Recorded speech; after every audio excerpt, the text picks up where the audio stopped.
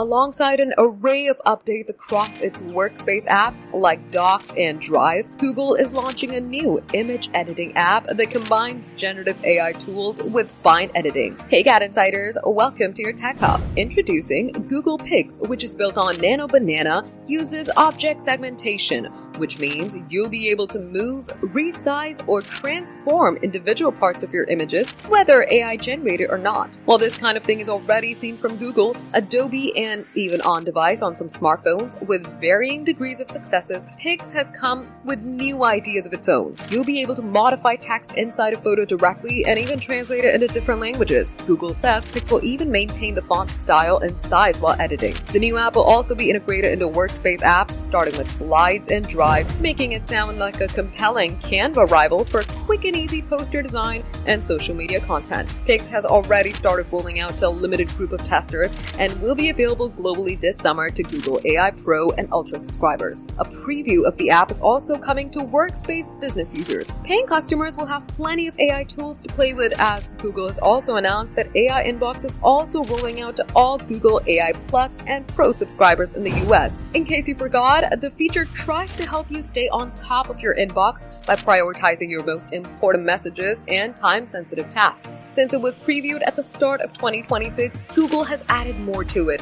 including personalized draft replies instead of just a reminder, and instant file access if it's a file already living inside Google Docs, Sheets, etc. For more updates, subscribe to GadInsider, like and share the video, and don't forget to press the bell icon so you never miss any update.